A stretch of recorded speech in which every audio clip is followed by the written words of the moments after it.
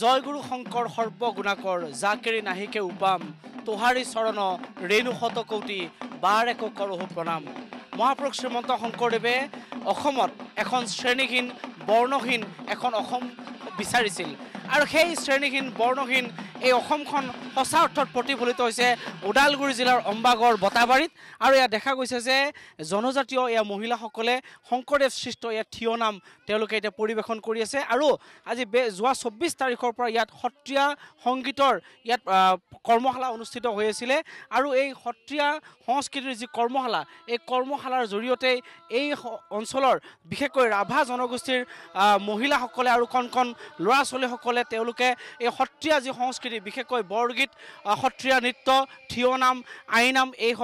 এই সকলো সংস্কৃতি তেওঁলোকে ইতিমধ্যে প্ৰশিক্ষণ গ্ৰহণ কৰিছে আৰু আজি তেওঁলোকৰ সামৰণি অনুষ্ঠান আৰু এই সামৰণি অনুষ্ঠানত তেওঁলোকে আজি এই অনুষ্ঠানটোৰ তেওঁলোকে প্ৰদৰ্শন কৰিছে। মোৰ সহযোগী সতীৰ্থ ভিডিঅ' জাৰ্নেলিষ্ট গিৰিনে দেখুৱাইছে, চাওক এয়া ৰাভা জনগোষ্ঠীৰ মহিলাসকলে তেওঁলোকৰ এই সুন্দৰ তেওঁলোকৰ যি জাতীয় সাজপাৰ এই জাতীয় সাজপাৰে তেওঁলোকে এয়া থিয় নাম পৰিৱেশন কৰিছে। মই পোনে পোনে প্ৰাগ নিজৰ দৰ্শকক এই দৃশ্যৰ মাজলৈকে লৈ গৈছোঁ। এটা নান্দনিক দৃশ্য, এক অপূৰ্ব দৃশ্য বুলি ক'ব লাগিব, কাৰণ মহাপুৰুষ শ্ৰীমন্ত শংকৰদেৱৰ এই শ্ৰেণীহীন এই বৰ্ণহীন সমাজখন আজি সঁচা অৰ্থত ইয়াত প্ৰতিফলিত হৈছে।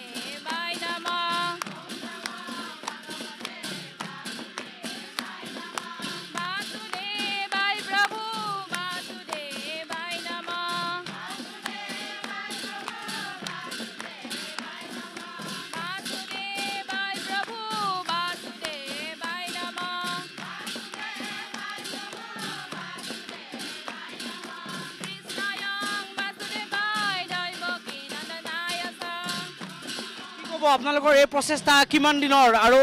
আজি এটা সমন্বয়ৰ ইয়াত সঁচা অৰ্থত প্ৰতিফলন ঘটিছে? মহাপুৰুষ শ্ৰীমন্ত শংকৰদেৱে যিখন বৰ্ণহীন শ্ৰেণীহীন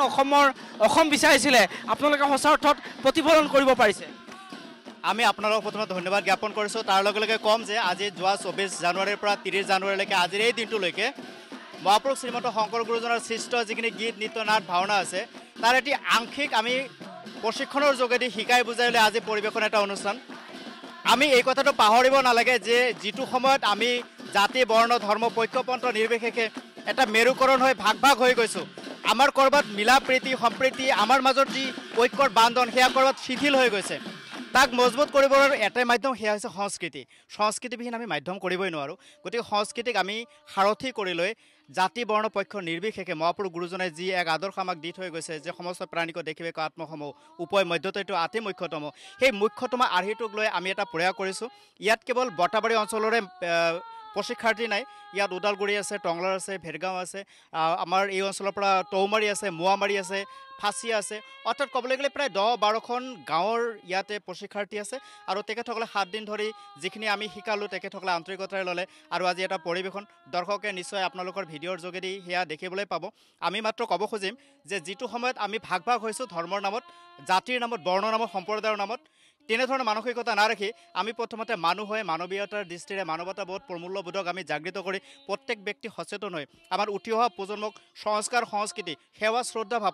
পৰস্পৰৰ প্ৰতি জানে আদান প্ৰদান কৰিব পাৰে বিনিময় কৰিব পাৰে যাৰ যোগেদি আমি এখন উন্নত সমাজ পাব পাৰোঁ আমি এই কথা জানো যে মানুহ যদি মানৱীয় প্ৰমূল্যবোধ হেৰাই দিয়ে তেনেহ'লে সি নৰপশুলৈকে অধনমিত হয় গতিকে মানৱীয় প্ৰমূল্যযুক্ত মানুহ গঠন হওক আৰু সবাৰ শ্ৰেষ্ঠৰ ওপৰত মানৱ ধৰ্মক লওক আৰু মানৱীয় সেৱাৰে আগবাঢ়িলে আমাৰ সমাজখন এখন সুন্দৰভাৱে আমি পাব আৰু মহাপুৰুষ শ্ৰীমন্ত শংকৰ গুৰুজনাৰ সংস্কৃতিয়ে একমাত্ৰ মাধ্যম বুলি আমি বিবেচনা কৰোঁ পুনৰ মই নামৰ মাজলৈকে গৈছোঁ থিয় নামৰ ইয়াত তেওঁলোকে ৰাভা মহিলাসকলে পৰিৱেশন কৰিছে